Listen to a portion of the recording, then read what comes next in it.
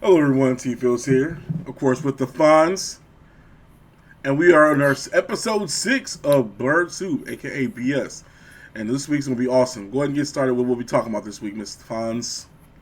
Okay, so our first dose of BlerdSoup is always incredibly timely. It has been exactly 1 week since the Department of Employment, Fair Employment and Housing came out with the lawsuit against Activision Mm-hmm. Blizzard for their intense frat boy culture, including but not limited to sexual assault.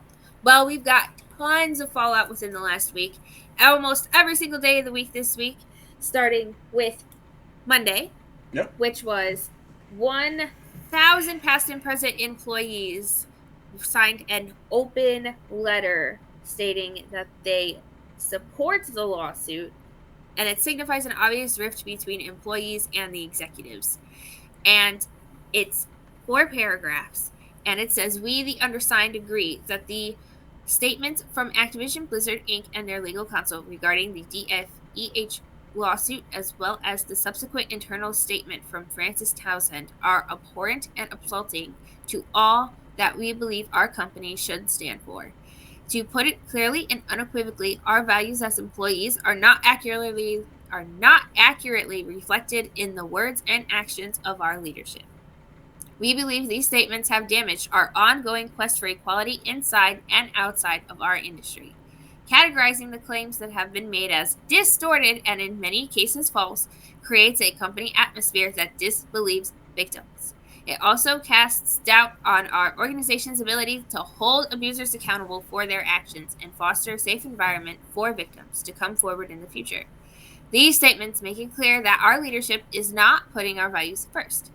Intermediate corrections are needed from the highest level of our organization. We call for official statements that recognize the seriousness of these allegations and demonstrate compassion for victims of harassment and assault. We call on Frances Townsend to stand by her word to step down as executive sponsor of the ABK Employee Women's Network as a result of all the damaging nature of her statement. We call on the executive leadership team to work with us on new and meaningful efforts to ensure employees, as well as our community, have a safe place to speak out and come forward. We stand with all our teammates, Mm. friends, and colleagues, as well as all the members of our dedicated community who have experienced mistreatment or harassment of any kind. We will not be silenced, we will not stand aside, and we will not give up until the company we love is a workplace we can all feel proud to be part of again. We will be the change. Damn, that's real.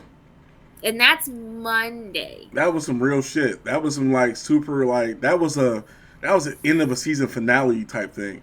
Like that was epic. Yeah. We will be So heard. there, We will be here. yeah. Yeah, and I feel And that. I 100% feel that shit. Like y'all motherfuckers is fucking up. and the obvious rift between employees and execs just shows you like maybe the level of things that like happened. Mm-hmm. So many people right now, their company currently has, I believe, 9,005 employees, Okay. according to one of the sources I saw, and that's a lot. Yes. So for like more than like 1,000 like past and present employees to sign this, I feel like it speaks to how long and how far like the culture's been going on, and how many people like who work there just like want to like stand up for this. So Tuesday, current employees organized a walkout for the middle of the workday on Wednesday. Mm-hmm. So employees shared their experiences on Twitter about their mistreatment at Activision Blizzard. So they were talking about the things that were said, the things that were maybe done to them. It's all over video game Twitter. I I'm I don't want to say I'm shocked, but I am Mm-hmm. shocked because I'm new to all of this. Right. I mean, I remember like hearing about Gamergate, but like I wasn't a part of the video game community or the video game industry like I am right now Mm-hmm. when Gamergate happened. But like this feels bigger than Gamergate now. Yeah. Like this Yeah. is a This whole is Gamergate singleized to a single corporation what they were acting. Gamergate was here, here, here. This is like, no. This big ass company is fucking up severely. Severely. And it's on a scale where it's just like, no, this shit has to be fixed. Period. I mean, because even though this week, was it Wednesday? Yesterday they did the walkout? Yes. The whole walkout was like, don't play on the servers, don't do that, don't do this. But the sad thing is, I don't see anybody stopping playing Call of Duty or World of Warcraft or Overwatch, and that's the fucked up thing. Yeah, I mean, like nobody stopped playing Call of Duty. Like none of the servers went down at all from nobody playing. And I feel like for us gamers who are used to bullying companies to do our bidding, this is the one thing where it should be activated and it should be live and it should be real. Yeah. But now I feel like this is actually showing, I hate to say it, but it's actually showing some of the gamers, gamers true colors. Because I'll be real with you, gamers are racist as hell. Gamers are racist as hell. Gamers are freaking homosexual. Like, they're all that stuff. They're just doing the comforts of behind the keyboard. And so now when this is actually facing the reality and stuff going on like that, it's like, no, man, you gotta come up to that. That's not cool. Like, you gotta show love for that stuff. Like, I mean, not stuff, but like just stuff in that thing that's going on. Yeah. Because now it's like, because we probably, EA like, okay, EA's probably like going through the stuff like, yo, anybody mad at us? Please tell us now. I mean, you don't hear like Japanese. I mean, but then again, you have other studios where you have other issues as well too, where like being overworked, working 80 hours, 90-hour weeks to finish a game and freaking exhausted and not getting their dues and stuff like that. So, but for this point right here, crunch time. Yeah. But this is the thing though. So where are like the other activists in this not stepping up to this? That's my thing. Like, where's the feminist groups and all the different shit? Where are they at? I don't know, but my question has been, I haven't been asking that question because my question has been, why am I not seeing this on NBC Nightly News? I feel like this is such a big, this is such a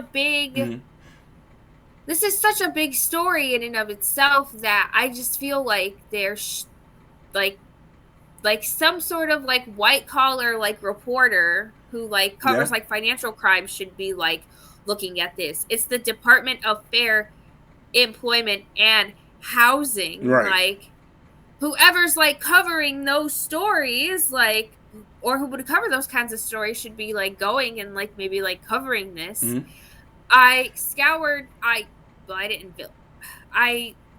looked on Twitter very, very hard for videos and photos, and I feel like I couldn't find very many from the walkout. And that's the thing too, because like, and that's weird because even like I follow, every day I live off CNBC and sadly some Fox Business as well too, and these cats aren't covering this shit at all. I'm like, interesting. This is like terrible for video game business. I'm like, where's Inside Edition that? Like, where's all these super exclusive? We're digging deep for the answers. It's like, oh, but not this deep over here. It's like, you know why? Because you have parent companies that are working with other parent companies that are like, no, we're not gonna talk about that. Because then it opens a huge window. Because think about it, that's the thing. Like, it's not just happening at Activision Blizzard. That's the thing. And that's why I feel like most reporters are scared to cover it about, is because they know it's happening at other places too, and other places don't want to be in front of that as well too, because it opens up the window. Like, once, like, you know, it's like dropping the bomb or something where it's like, oh, this place is doing it. Oh, no, this place is doing it too. And that's what they don't want to happen. They don't want the whole other workplaces to start jumping in on what's going on. And that's sad. I think this is going to open up the window regardless. But it's still not being recorded though. That's the thing. It's not on a national level. They'd rather talk about some other bullshit instead of something like this big. Because I'm pretty sure like you got stuff like this going on at MTV, that's going on at Vic and Viacom and other places and stuff. And they don't. And media companies like, shh, they're putting their hand on the mic like, yeah, don't cover it. Don't do that. I hope that's not the case. I would hate that. It's America. It's definitely the place. This place is 1920s, like scared to hire black people and calling women broads and come here sugar type stuff. Like, yeah, come on now. Yeah. It's 2020, y'all. It's 2021. Like it's 2021. Still no flying cars, but yo, you still got in-house fucking equality issues. Yeah, see? Your 1920s villain has returned. I mean, And that's the thing, like, what's the end goal? Is the end goal to get these motherfuckers fired, or the end goal is just to bring awareness? Like, that's the thing. Like, what's the end goal? Well, awareness isn't going to systematically change anything because it's just going to make people aware. Exactly. Yeah. Like that's like waking up being black and being like, I'm aware that I'm black. No shit. No. Exactly. Yeah. Like, it needs to be some type of thing that's like, yo, this is what we want to work towards for in-house issues like this. I mean, I hate to say it, but that's back in the 80s was affirmative action. And that was, oh my God, don't even get me started with that. That was just, well. I know this is a podcast about gaming and life, but this is a definitely lifestyle issue because even like I said, the 80s as an African-American, oh, you're an African-American hire. Like, oh, hey, John, so we need to hire 3 black folks and recover for affirmative action. Like, but nobody wants to talk about that. Some people make the argument that the phrase diversity and inclusion has replaced affirmative action. Diversity and inclusion. Now that you mention it. You know what's crazy about diversity and inclusion? It went from a big issue last year to a humbug this year. And that's pissing me off too. And I'm kind of experiencing that right now. Well, just talking to some of the companies. Like, oh, so black is no longer trending? Oh, so I'm talking to this person that covers your black trending? And it's like, come on now, y'all. We can do better than this. Like, but it's being swept under the rug. Yeah. On the topic of sweeping things under the rug, so Wednesday, in this Activision Blizzard lawsuit melodrama that I just love, like, reading about. Well, I love reading about it the same way I like watching horror movies, obviously. Horror. Yeah. I can't look away. Horror. And I can't look away from this, obviously. Like, we're a tech esports startup. Like, this is not something that we can like turn away from. And we won't. No. I mean, because think about it, because that's our whole goal is to get more people of color into this thing. And if we do that, and then they're getting harassed or getting sex harassed, it's fucking horrible. That's what we don't want. No, like, that's not the kind of environment we want to foster, and that's not trauma we want to put on people. And that's the thing, though. Like, imagine that. Imagine you finally get in the industry, right? Like, yo, I got a job at Activision. I'm doing character design. Oh, yeah. But my boss is harassing me. Like, no, the deterrent that is. Like, you finally got a taste of what it's like to be in this thing, and then you got some fucking asshole jerk. I mean, it could be a woman, too, that's just, like, fucking your shit up. And now you're just like, I want to be in this shit. Yeah. That's the worst. It's like, damn, like, you finally got in, and now you're like, I'm going to get the fuck out. Yeah. But that's what happened. I mean, it ruins like people's like dreams and like talents and aspirations. It's heartbreaking. Right. It's like you asked for cheesecake and got peach cobbler. I mean, like, what the fuck? I mean, hey, I'm not hating for people that like peach cobbler. It's still delicious. I'm just saying, like, but if you're in the mood for something, you're in the mood for something, you know? Yeah. Peach cobbler is good. I like cheesecake though. Cheesecake's fast. Cheesecake Factory's the shit too. I love Cheesecake Factory. That's my place. The stuffed mushrooms are amazing. I don't know why I'm talking about that, but go ahead. What's next? Shout out to Cheesecake Factory. Please sponsor us. No shout out. They better sponsor us if we do that. If you sponsor us, like, trust me, you guys have fantastic cheesecake. It's delicious. The flavors are amazing. So many different decisions. Bobby Kotick, the Activision Blizzard CEO, apologized Wednesday for the tone-deaf response to the lawsuit, where they called the lawsuits untrue and, disgraceful and too short of an investigation. And how long was the investigation? 2 years. How is that too short of an investigation? I say at least 2 years because some source sites will say more than 2 years. But 2 years is the number that's thrown around and is also in the lawsuit. So the CEO had the nerve to say it was too short when they've been studying this shit for almost 2 years. Right. This investigation is too short. We need 10 years of data. We need 10 years of harassment to make it look like we're doing something. Like, that's a weak ass apology. And the letter also says, it is imperative that we acknowledge all perspectives and experiences. And he promises swift action and long-lasting change to promote an inclusive and respectful workplace. And what will that look like? Hiring practices. He'll review the managers, and they'll be fixing inappropriate game references. No, they're not. That's a damn lie. They're not gonna go back and fix games from fucking the early 2000s and shit. What they're gonna do, I hate to say this, they're gonna make there's gonna be a Call of Duty where a woman's gonna be the main character, and that's gonna be like, oh, we show diversity. She's a black woman that's in the army. That's the type of shit they're gonna be fucking doing. There's a black woman in the army in the Connors, so right. I wouldn't mind seeing that though. You know what I mean? But that's what they're gonna do to sweep under the rug. All of a sudden, because okay, so back to Apex. Apex has tons of people coloring, which I love it. Where Overwatch is like 2 black people in it, and everybody else is purple and green, whatever. But I'm saying like they're gonna start doing games like that. Like, well, actually, was it Assassin's Creed 3? It was a black chick for the PlayStation Ultra, not Ultra. Assassin's Creed 3 Liberation, I believe it was called. There was a second part to that had the black woman. That was actually that was actually cool. But that's the we posted her on Instagram for the 4th of July. We did. I loved it. I'm sorry, but that's Ubisoft though. That wasn't Activision. That was Ubisoft. I'm thinking about something else. Ubisoft is awesome though. I love Ubisoft. So the thing about the hiring managers bit about changing the workplace kind of intrigues me a little, because like they fired Alex Afrasabi in 2020 due to claims of harassment that are, I'm speculating, more than likely in the lawsuit.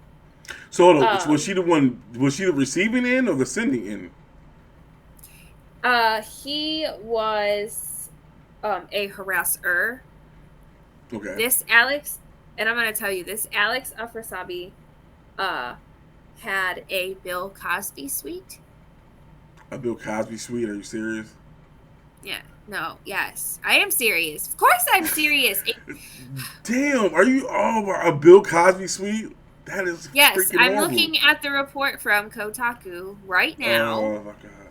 That's disgusting. While many claim they weren't aware of the problematic frat boy culture, Kotaku writes, leading to accusations of sexual harassment at the hands of male Blizzard employees, comments and images shared on social media paint a different picture. Based on photographs and screenshots of Facebook posts obtained by Kotaku, it's clear that people beyond Alex Afrazi, I think I'm pronouncing his last name wrong, Alex Afraziabi, the man named in the lawsuit and a longtime World of Warcraft developer, were aware of the Cosby suite mentioned in the lawsuit, and it is. That was apparently a nickname for Afrasiabi's BlizzCon 2013 hotel room, and seemingly a reference to the name of previously convicted rapist Bill Cosby. And at BlizzCon too? Yo. Yes. There's even a picture in this Kotaku report. Of it was suite? Published. Yes. Oh my god. It's they're holding a framed picture of Bill Cosby, and there's 1, 2, 3, 4, 5, 6, 7. There's 8 men in the picture. Yeah. Okay, so real quick. Yes. Bill Cosby was released off that shit, so they need to call it something else. Because Bill Cosby literally is no longer fucking. That whole case is dropped. Like, he served his time, and on top of it, they dropped the case because it was invalid. So boom, that's bullshit. So it should no longer be called the Bill Cosby suite. Well, it's from the suite was from 2013, and there's even like screenshots where Alex Afraziabi and this dude was at BlizzCon talking. Yeah. At BlizzCon, like yo. BlizzCon Cosby Crew is the name of the group chat. BlizzCon Cosby? Are you serious? Yes. Whoa. Dave Kozak. Damn. I am gathering the hot chicks, CHIXX, for the cause. COZ. Alex Afraziabi. Bring 'em. Corey Stockton. Greg, you on the way? David Kozak. Is this the text? This is the text thread? Yeah. Yeah, it's a group chat screenshot on Facebook. David Kozak says you can't marry all of them, Alex. Alex Afraziabi says, I can. I'm Middle Eastern. Jesse McCree says you... Damn. Middle Eastern guy too? Jesse McCree says you misspelled fuck. That's the first time I ever swore in a podcast. Okay. Well, you didn't swear. You were just saying it from reading it. So like that's legit. That you didn't say. You technically didn't say it. You said it because you're reading it off something. Like Greg Street says at Hilton Bar. Jesse says come to the cause. And that was the first screenshot from the Facebook. And the Facebook is from it's from the Alex Afraziabi himself. And it says mics were dropped. And he tagged Dave Kosak and Corey Stockton in the group chat text. And then the other picture in this Kotaku report is a picture of alcoholic beverages and tons of Canada Dry. The caption is day zero. Okay, so this is the thing. So I'm gonna give y'all some history. Like I've been to these type of parties and shit, like from PAX East, like E3s. Like I've been to these different types of events, but I've never ever, like even when we go back to the rooms and stuff, like it's never been like, oh, we came here to, like, my name is Buck and I'm here to fuck type shit. Never been like that type of vibe. It's mostly been like, hey, you're at a convention, drink up, have a good time. But the fact these motherfuckers is like, yo, we about to be out here. And the thing is that sort of like environment, like conference, convention environment, is so it's such a business casual vibe a lot of times that like I just can't fathom, like, you're like sort of like networking in a way because you're meeting just like all sorts of people who like have the same interests and hobbies as you and maybe work in the same field you do, and you're getting to know them and the thing about the video game industry is that it's such a personal and professional thing at the same time. So you're getting to know people kind of as they are with their companies and how they are as employees, but you're also getting to know them as individuals who have personal lives and, like, you know, problems and issues of their own. Yeah. So, like, I couldn't fathom going to BlizzCon and, like, networking with people who choose to do things like this. Yeah. That's fucked up. Because it almost makes it like everything's a ruse. Yes. It's like, oh, so why don't we go back to my suite and discuss more business? Quotations around business. Right, yeah. Exactly. And all of a sudden, why are you naked? Well, it's the business we're here to discuss. It's my new game. No. That's fucking horrible. Oh, this is I'm like this. This is the thing though, Fonz. This is the thing. Like I get this happening like corporate America type shit, like at like J.P. Morgan Chase and shit like that. J.P. Morgan. But like, I don't get why it has to happen anywhere point blank. I agree. I completely agree. But like, just to hear like this is gamers doing that shit, it's like, yo, gamers are people too, and some of them are pretty fucked up.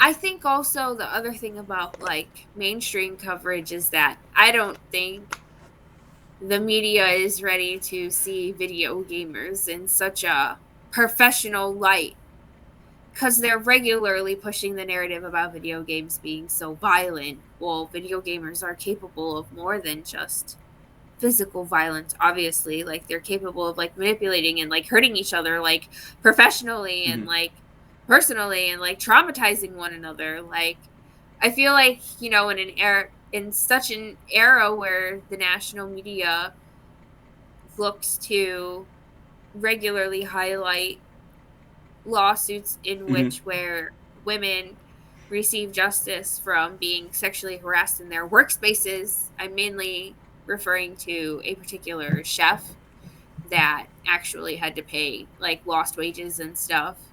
Like that was all over. Like I can't think of his name right off the bat, but was it Chef Boyardee? I always knew he was a stickler. It was not Chef Boyardee. That beef ravioli is too good. He's out there doing something else. I ain't gonna lie though, beefaroni and beef ravioli, I fucks with Chef Boyardee hard.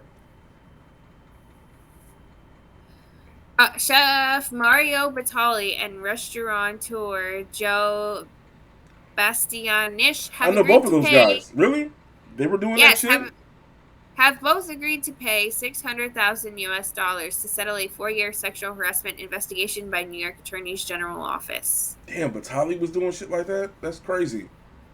Though, and now that makes sense. That's why shit kind of fell off, because he was out there, and all of a sudden he just went like, beep. Yes,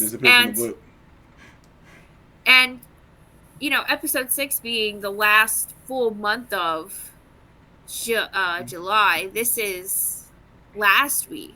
You know, some of these articles they say 6 days ago. Last week today. Ooh, I like that John Oliver reference. Yeah, that's great. You know, basically, like, so I mean, maybe they just don't want to oversaturate their news cycle with sexual harassment lawsuits that are happening, but like this is like it's like this. They're like almost like in other news. It's almost like it kind of like goes like it's kind of like it goes like hand in hand. Like you have like this video game aspect, this technology industry aspect where people are like sitting at computers and like at desk jobs and like actively making something that people around the world are consuming. Right. Everyone you know at this point plays a video game. Even your like grandma probably plays a video game. I'm sorry, I hate to tell people, but I'm gonna tell you right now, mobile games, video games. Your grandma plays Candy Crush, she's a gamer. Yep. Your mom is playing Wordscapes. I'm projecting that because my boyfriend's mom plays Wordscapes, but you play Wordscapes. Oh, what's that? And then like Facebook games, like Farmville. Like if you were playing Farmville and shit. Yes. Guess what, the original. You know, I always like to call it like the original, like social media game. Yeah. You know what I mean? Yep. Like a lot of people don't know that like people were on Facebook because of the gaming. Yes. Like everybody was like, oh, and they send you that bullshit and like do this so I can get more coins and shit. First of all, I only played one Facebook game ever, and that wasn't Farmville. It was like an RPG, and I played that for like a couple weeks, and that was it. But this is interesting though. Like I like this. I mean, we're definitely gonna be staying up to date on this because it's fucking fucked up, and I want it's. So what's the end goal? The end goal is to be like, oh, is it a lawsuit now? They want $20 million from freaking Activision Blizzard. The end or is it awareness? Or is it that's why I keep saying like all this shit is fucked up, but like what's the end goal for it though? So it doesn't become fucked up again. Is it a payout or is it fucking something else? There's definitely going to be like a payout involved. You know, there is like a lost wages like aspect to this because you know people have been fired, people have resigned. So I think there's a lost wages aspect to this. I definitely think it's going to go to court, and I think Activision will lose. I don't think the Department of Fair Employment and Housing would have filed this if they didn't think that they would be able to achieve it. They probably, like, after, like, 2 years, like the chef just had a 4-year investigation. Like, 2 years is nothing. Like compared to like 4 years, like 4 years we have a like 4 years is like basically like a presidency. Like literally 4 years is a long time for things to change or for things to get better, for things to get worse. Like, can you imagine like how this would have looked for Activision Blizzard if they had done it like 2 years from now? I think like the DFEH like did them a favor. Right. They did them a favor by only investigating for 2 years. They thought the department probably felt like, wow, this is like pretty bad. Like we should probably like stop it before it gets worse. Like somebody's already died. Like it's it's like during our investigation, someone died. Yeah, and then the CEO's like, oh, well, I feel like it should have been longer. Like, okay, fucking serious. Someone died, Somebody else could have died. Exactly. Like, let's say if you would have been back 6 years, like, oh, 5 people died. He would have been like... It would have been so much worse if someone else died while this investigation was happening. And that's the thing, like, that's what I was about to say, like, oh, let's say, like, they did 6 years, and they found out, like, 7 people died. And the CEO's like, well, they should have did a shorter investigation. like which one is it? Wouldn't have been happy either way. Mm-mm. Like, I like, one thing I want you guys to understand who are tuning in, like, yo, this is a very serious issue, period, because like I said, for us, once we finish everything that we're doing over here, our goal is to get more people of color into this thing, and so we don't want people of color getting into it, the industry, and then they have all these fucking hiccups and shit like this, and we don't want that to happen to you guys. So that's why we're staying on top of it. And I'm loving the fact that the Fonz is on top of this because it's definitely something that needs to be aware of, and make sure that you guys aren't any type of threat from shit like this happening in this industry from you. So we don't want you to get in here and be like, oh, I'm disgusted. We want you to get in here, stay in here, and get more people into it. So that's why we're covering it, y'all. So yeah. Yeah, I promised I'll stay up to date on it because this isn't going anywhere. No, it isn't. But I mean, people at Activision Blizzard might be looking for, a new job after this, and a independent AAA video game studio is coming onto the fray with $100 million in their pocket. This studio, I say it's an independent AAA studio because it's not a cap. The developers that have created the studio. It's Leviosa, not Leviosa. Are developers from PlayStation, Call of Duty, and The Last of Us. So these are people who really know what they're doing. And their studio name is That's No Moon. Interesting. They raised $100 million and they're going to start putting out games. That's fantastic. They didn't raise $100 million. The studio Smilegate gave them $100 million to start their first project and to just start up. What company did that? Because I need to email them. Shoot. Smilegate. Smile Games gave them $100 million? Smilegate, yes. Smilegate. And Smilegate actually focuses on multiplayer games. Well, they don't have a large focus, but their most successful game is multiplayer. And that's interesting because what companies you say they're from? There's one's from, so basically some people are from Naughty Dog, some people are from PlayStation. What was the third company? Naughty Dog, PlayStation, and then so Call of Duty. So Activision Blizzard, themselves. So Respawn, they could be from Respawn too. Interesting. Oh, okay. No, they're definitely going to come out with a battle royale game. I can already feel it. That's just for something with that investment like that. Well, That's No Moon is actually going to be focused on story-driven single-player games. They're confident that there is still a market for it, which I wholeheartedly agree with, and so that's their main thing. So their first game is actually going to be single-player action-adventure. Mm-hmm. So I'm all for that, and I love that. Real quick, Erica, do you have any other windows open or something? Because I'm losing the picture of it. Like your signal got degraded. No, I think I'm just moving. No, yeah, on my end, though, you're looking all pixelated. There's too many windows. There we go. Now we're good. Now you're good. Okay. What was that? What caused that? That was weird. I don't know. I just had it. I don't know. I had to maximize it and then minimize it again. Okay. Yeah, that was weird. But go ahead, continue. Now she's back, y'all. She's back. Yeah. Sorry, I'm a ghost. That's my secret. Okay, so Casper the Friendly Ghost? Casper. Well, not Black Casper, maybe. Right. So they're doing single player story driven games, it's true, but their goal, even though they're wanting to hire, veteran talent, they're also wanting to hire new upcoming talent. And so because they want to leave the industry better than they found it.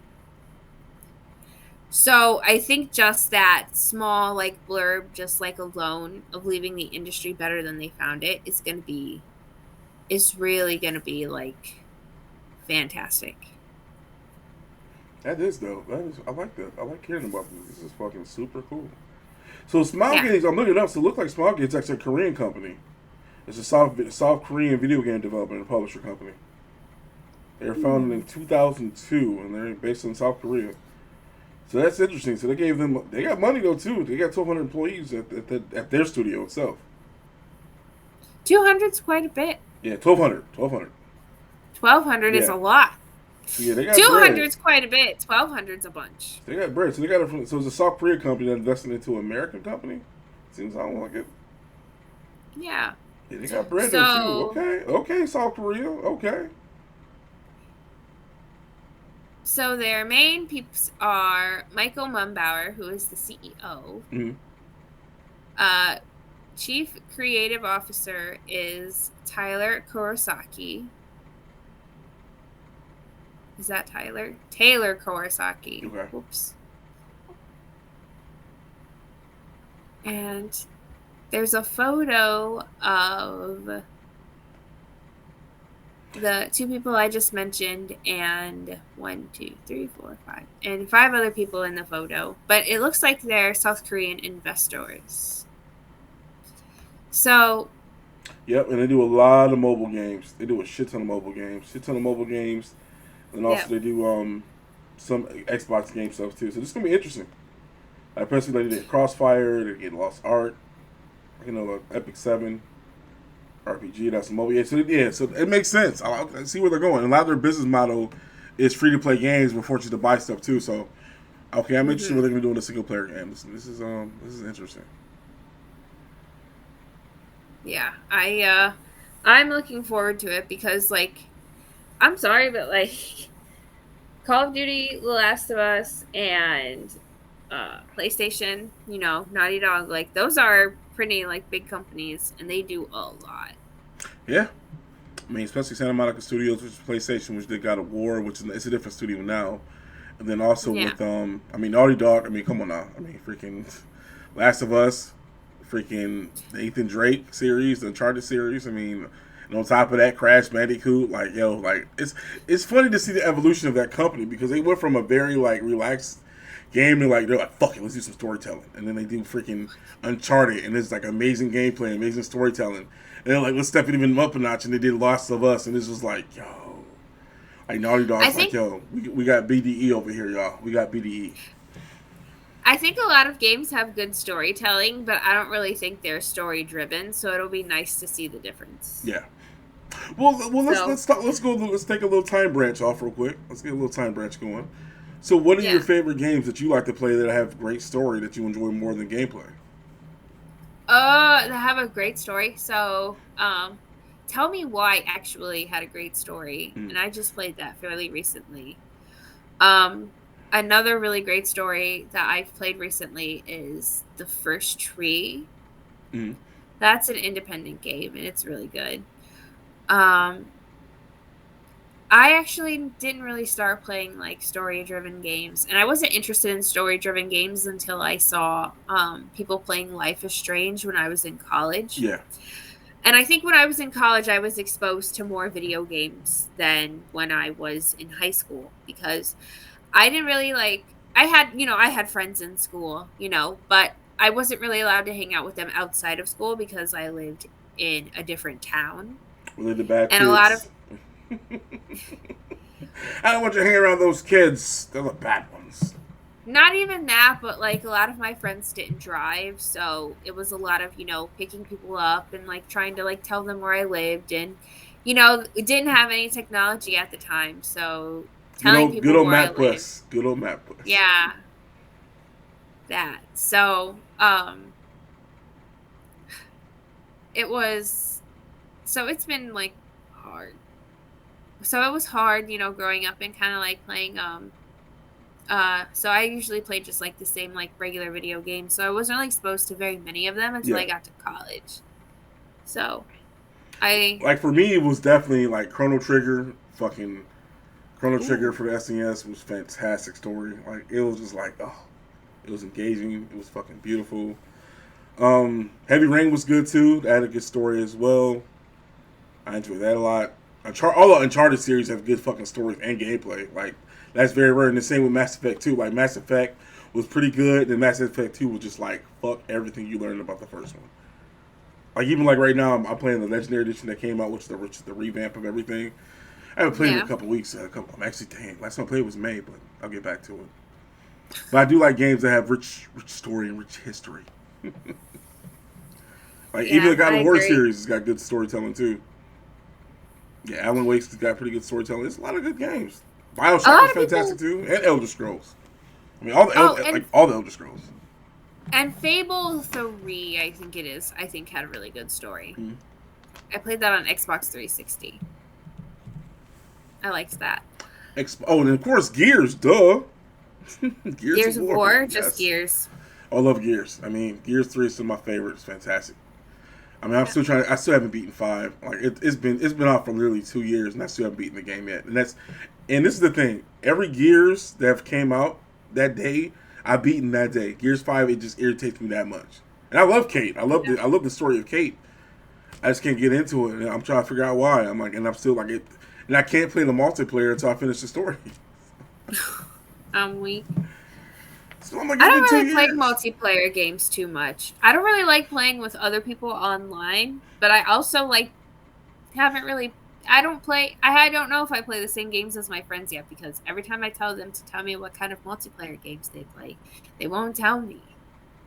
I'm surprised you're not playing the new Baldur's Gate game, the new Dungeons and Dragons game. I was playing that with a couple buddies and stuff too. That was actually pretty fun.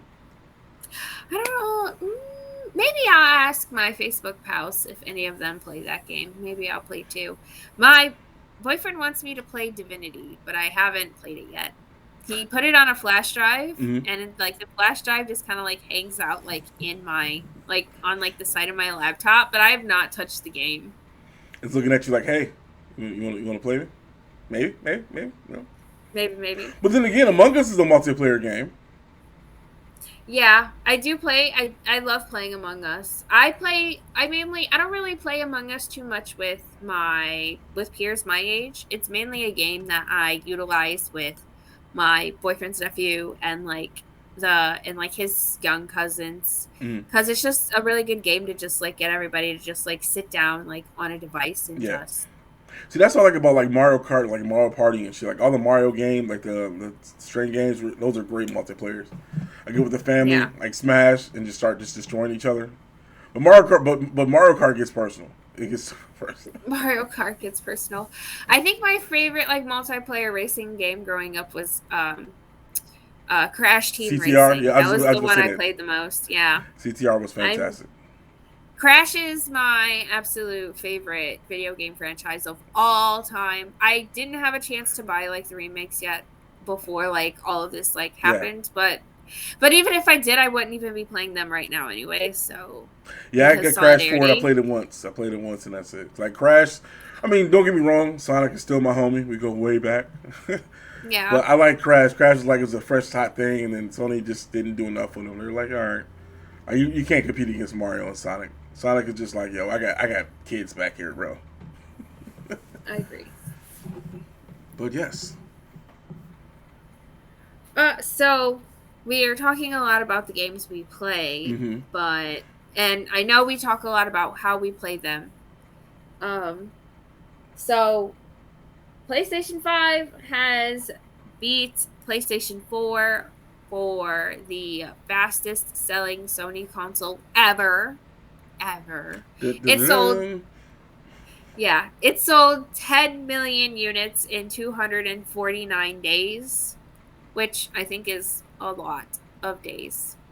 249 days is a lot, because I feel like when you have a 100 day at school, it doesn't feel like you've been in school for 100 days. Right. You know what I mean? This is kind of like that. It feels like, because the PlayStation 5 has been out for as long as it has, but not a lot of people have them yet in my social media circle or even my everyday social circle. It doesn't feel like they've sold that many. Well, that's the thing, and this is numbers shipped or sold, because shipped and sold are two different fucking things. Because on top of that, besides having the national chip prices where there's not enough chips to even make the console, that's kind of that number feels kind of BS to me, because I feel like it's more 10 million shipped, which we still got stuff that could be sitting in warehouses too. That's the other thing too. And that's the thing, is that it just says sold, and the press release even discusses that despite the fact that it's sold 10 million units, despite the fact that there were supply and demand constraints, which translates to a shortages of parts needed to build the consoles. Yeah, right. And then the global health crisis, so AKA COVID-19. And so And so I'm just kind of like 10 million is like a lot, which kind of like signifies like, okay, well, how, well, 10, if 10 million people have them, like, how many more are they going to sell once the Mm-hmm. parts like become Available. once the parts become available, how many more are going to sell? Like, is it going to become like is it going to become the most selling console like after this, Yep. is it is it going to slow down? Because at this point, like as of June 30th, both Xbox versions have only sold 6.5 million units. So I don't. So and Xbox and Microsoft expects to pick back up obviously, but it's estimated that they've only sold 6.5 million units. So is console loyalty a thing right now, or are people making the switch from Xbox to PlayStation? No, no, no, because I know a lot of people. So right now, even lately, there's definitely shipping more because I get email notification that tells me, oh, GameStop, like, oh, we got new PlayStations coming in stock at 10 a.m. Make sure you can try to get yours and blah blah blah. But no, because Xboxes are now being shipped in stores and being sold at stores while Sony's still doing the online thing. You still can't find a PS5 in the store. But you can find the Xbox That's Series X true. in the store now. Like you literally go to GameStop, like, oh, they're like, yeah, we got 4 of them in stock. So that's why that that 10 million number, I'm like, yeah, that's got to be shipped because I don't think that many's been sold. Because even when I go online with the PlayStation, I don't see people that Yeah. many games to play, and that's the thing too. Like when a shit ton of consoles out, you can tell. Like it'll be shit ton of servers, 10 different rooms, like you see all that stuff, and I don't see that. Yeah. I don't see that. So I'm gonna call BS on that because I guess Sony's just trying to let everybody know, oh, we're doing good. I'm like, dog, there's nothing to play on this damn thing. Yeah, and it's funny that you mentioned that because they even mentioned that like even though like there isn't a lot to play on the PlayStation 5, Mm. their PlayStation 5 like exclusive games are selling millions of copies regardless. Like Ratchet and Clank sold 1.1 million copies from June 11th to June 18th, or And, July 18th, I should and say. that's for Ratchet. I didn't get Ratchet. I haven't played it yet. I was gonna start streaming it, but I haven't started playing it yet.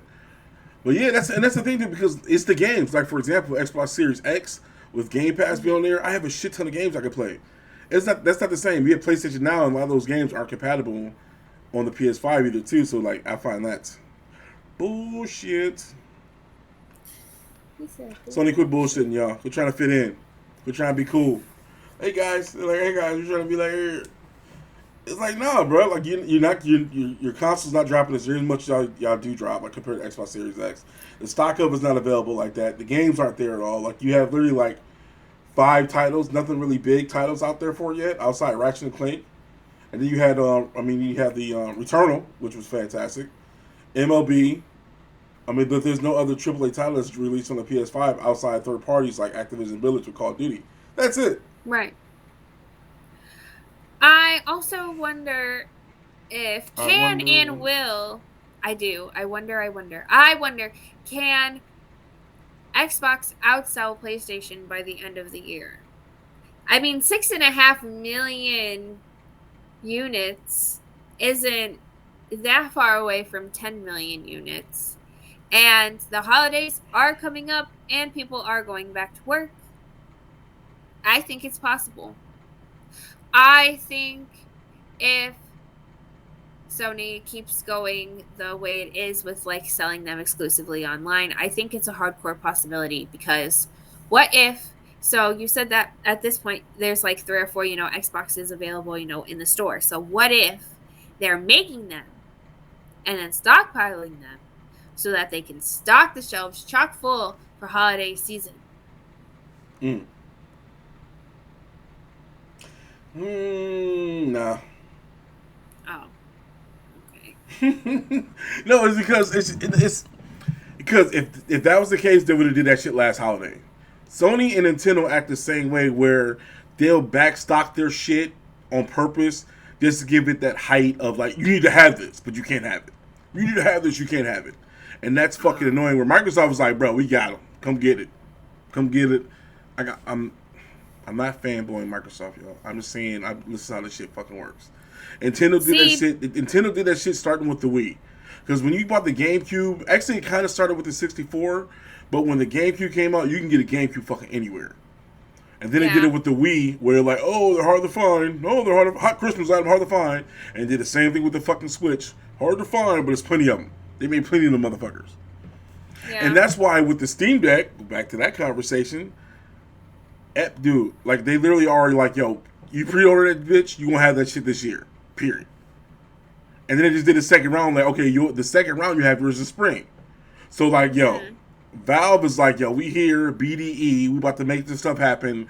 This is, and don't get us wrong, this is not the first time Valve has jumped into that industry of portable gaming, but like this is the one I feel like they got right. Yeah. And they're not holding back. Their goal is like, yo, we want you to stop playing your Switch, and you start playing the Steam Deck. That's what you got to do. So yeah, that's how I feel about it though. That's just me coming from being in this industry for this damn long, and to see how it works and try to use numbers and switch around, make it sound cool. If you have not got a Steam Deck, you should check out the episode of BlerdSoup in which we talk about it. Tim has pre-ordered his Steam Deck, and he is very, very excited. I am, because I like Steam, and that's the thing. Like, I would play more Steam. It's just that now with Game Pass, like I have to. It feels Now like, with Game Pass. well, that's the thing, because like instead of me about to go pay for an indie game, which I don't mind paying for, I either get a notification on my Switch that, oh, the price has dropped, or then I look at my Game Pass and like, oh, it's on Game Pass now. And that's what stopped me from buying games on my Steam now, because I'm like, it's going to be on Game Pass a month later. And then now with Game Pass working on both PC and console, it's like, yo, like,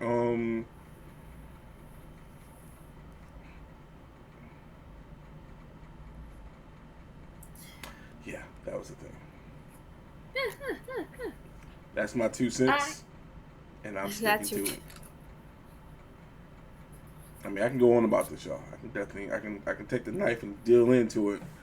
But that's how I feel about when a company announced, since they just dropped the console back in November, so literally December, January, February, March, April, May, June, July, 8 months later, we sold 10 million units. And you're releasing 2 consoles a week to stores. I mean, online only, and people only get it from GameStop or Best Buy. But the thing is, like, there's a guy on Twitter that actually tweets like when the stuff comes out and drops for notifications, so people can actually get the stuff. That's how bad it is. Like, Walmart's like, we have it. You like, but like I said, with the Xbox, you can literally go to the store right now and be like, oh snap, there it is.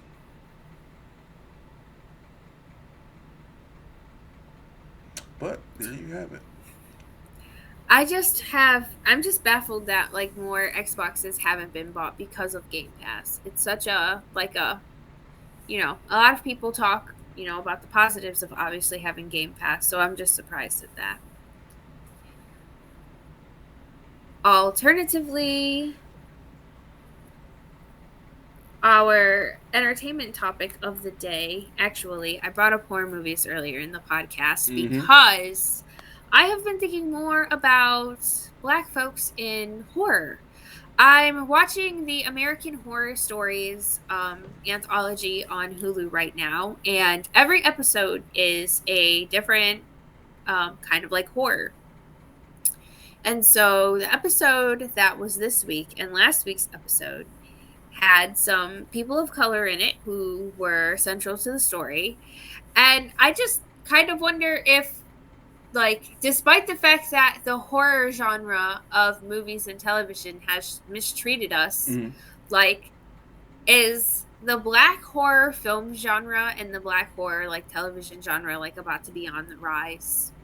Like, and I'm asking this because Jordan Peele has his own company called Monkey Paw Productions now, thanks to the success of his film Get Out. And I feel like he hasn't done any comedy like films, point blank. So I just wonder if this is kind of if this is like a hardcore transition for him where he's going to do more horror. Now he has a movie coming out called Nope. Yep. And so I just wonder if like we're just seeing like a reclamation of like black people like taking control in like horror movies and like surviving.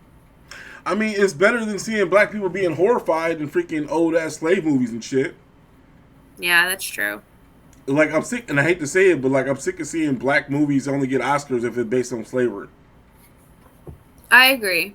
Like, black people gotta be traumatized and shit. That, oh, you're showing an equal get traumatized. That's an Oscar worthy performance. Yeah. So I like the fact that we moved on in other genres. Because like it was another on Amazon called Them that was pretty good. But it still kind of had the whole like racist like stress type shit. So Jordan Peele, I like what he's doing. Like Us was okay. I still like to Get Out more than Us because Us is just like I feel like Us was very M Night Shyamalan type indie type shit. Yeah, I agree. I think Get Out because he's got Nope and he produced the new Candyman too. Yes, I did. Yeah, I did see that. Yeah. That he had produced a new Candyman, but I haven't seen Candyman or Us yet. But I have seen Antebellum, and that was it wasn't I won't call it a strictly black cinema film because like the film duo that created Antebellum is black and white. Mm-hmm. It's a black person and a white person when I say that, not a mixed person like myself. But I just found Get Out to be the better horror film of the two because Antebellum just had a terrible plot. Like they could have done so much better with it and they could have executed it better and it just went horribly. It was Dead on Arrival? Dead on Arrival. So it didn't do that good in theaters, though. That's the thing. It didn't do that good in theaters. But then again, I think it went to streaming, too. I think it went straight to streaming as well. But it was a big flop regardless. I feel like it deserved like whatever like box office like like whatever like you box deserved office that $2 you made. It had. Yeah, it really did. And I feel bad for like saying that because I've made like I've helped you're in college, you help people make student films because they need like an extra like a cameo or like something. And so like I know like it takes like time to like make a film, but like come on. Like the writing for they didn't think very carefully making that movie. They probably didn't. They're probably like, let's just throw it out there and see what people taste. If they like it, they like it. If they don't, they don't. They don't. Oh no, they don't like the movie. Yeah. Are there any other movie genres that you want black filmmakers to tackle besides comedy and drama? I want more black action films.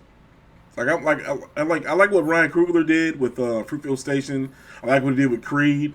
Like he did also with the new Creed series, taking the helm with that from even Stallone giving the approval and stuff. And then also Black Panther. Like Ryan Coogler is that dude. Like I gotta give that man credit. And then Ryan even with Lena, I think it's Lena Scott with what she did with Master of None season 3. I mean, gosh, Shonda Rhimes. Like you got some people that's got some. Whew. Oh, and then Issa Rae, like she's a beast. She's a great writer, fantastic. But once again, like you said, those are still in that comedy drama realm. But I can't wait to see the first like dope black sci-fi movie. Like that is yet to happen yet. Like where is the freaking that Stanley Kubrick black guy or white or black woman or whatever that's producing that sci-fi? We're like, yo, this came from us. Like let's and that's the thing. That's all I'm looking for. Like I want to see that next a big dope black sci-fi film. Yeah. I think I would like a black sci-fi film on top of obviously. I'm going to get what I asked for like next year, but obviously more black people in fantasy. Yeah. More black people in fantasy who are. And that's the thing too, because that's right. And I hate to say, we about to do it. We about to do it right now. Because that's the main reason why a lot of black folks didn't watch Game of Thrones because they didn't see other black folks in it. Yep. Yeah, it took me a while to find like a Game of Thrones like people of color group on Facebook. It took me a little while. I mean, not even that. It's like even like, if you think about it, like how many black people were. I mean, outside Dorne, those are just people of color, and then the one black pirate. That was it. I mean, Sador San. Yeah, and then you have Missandei and Grey Worm, who right? are also black protagonists, but like.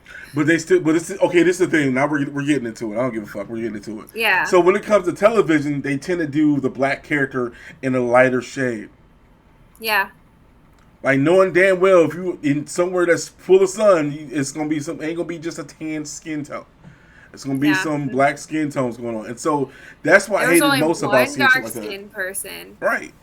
I mean, there were black people in Vikings, but then there weren't no black Vikings that we know about. That could have got deleted. Yeah. There's actually like 2 like black folks in Assassin's Creed Valhalla, and one of them is like a Viking raider.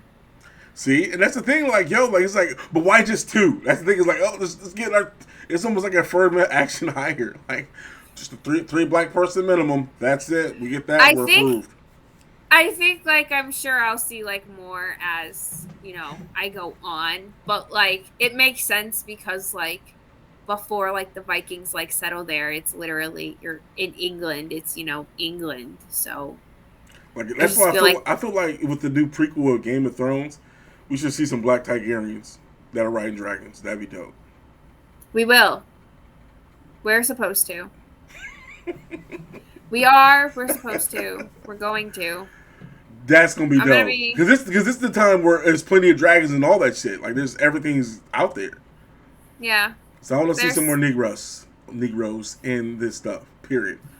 We're in fantasy, people. It's like we're just omitted. Yeah. Like we're there in wars too, people. Like, come on now, y'all. So I agree on that. Fantasy and then even sci-fi. Like, why is the black guy always got to be like, the corrupter in the sci-fi, or he's the nerd guy in sci-fi? Like, for example, the first Die Hard movie. And that's the thing. So if you notice, now I'm showing my age. So if you notice in the early 80s and 90s of like villainy, the black guy was always the computer programmer, was the villain. Mm-hmm. Like even with Terminator 2, Miles Dyson, black guy. He's just trying to live it day to day. Die Hard, black guy, cracking the safe. Like he's just trying to live his day to day. I love that. Like it's crazy. Like, and now it's just like all of a sudden, like it's almost the writers like, oh, we gotta put a black guy somewhere here. Oh, let's make him and they're just scrolling through shit. So yes, I like to see more representation of that. But like, I'm sick and tired of the comedies. And the black comedies aren't as good as they used to be anymore. I mean, compared to what we've seen with Life, and then what, I'm not a Tyler Perry fan, I'll just get that out there. And then what the stuff he does, it's just like, it's apples and oranges. Like from with John Singleton, Spike Lee, like come on out, y'all. Like Spike Lee should be the only great black guy doing stuff with directing. Like this. Yeah. But then again, is Spike Lee helping out by giving other handshakes to the new guys though too? That's the question. That's the one thing people aren't really going to talk about. Like, are black people giving, and I hate to say that, but is black people the ones getting in? Like, all right, I'm in. Fuck y'all. I'm good. Instead, like, yo, here's that handshake, bro. I got you. Don't fuck up. That's all it should be like. Don't fuck up. It should be the handshake, get in here, and then when you give them that pull, hey, you whisper in the ear, don't fuck up. And then you like, have fun. And that's how it should be, though. Like, it shouldn't be like, oh, well, I got in, so fuck y'all. Yeah. It's almost like you go back to the book, Who Moved My Cheese? Or we're like, oh, well, I don't want them to get popular and then steal my shine. Like, fuck that. You good, you good. You great. I'm just happy to see you over here. We're both at the buffet line. Oh, shit, you get some ribs, too? I'm going to get some ribs. Oh, yeah. That's how it should be. Right. I don't know. Maybe I'm just too nice. Sometimes I feel like I'm too nice. Call us old-fashioned for being courteous and nice, Yes, people. I still open the door for people. It's just natural. Me too. I literally did it. But I will pull your ass back if you don't say thank you or please. I would. Excuse me. It happened to me twice. I held the door open for somebody. They just walked past. I grabbed them by the arm. Was like, excuse you. I don't really like to touch people all like that. So like I just shout, "You're welcome." I used to do that too. I still do that. You're welcome. Which basically means like F you type shit. Like it's the exact opposite. Like thank you very much. The only time I don't really shout like you're welcome after them is like if like there's like a secondary door and they hold that door open for me. You're like, thank you.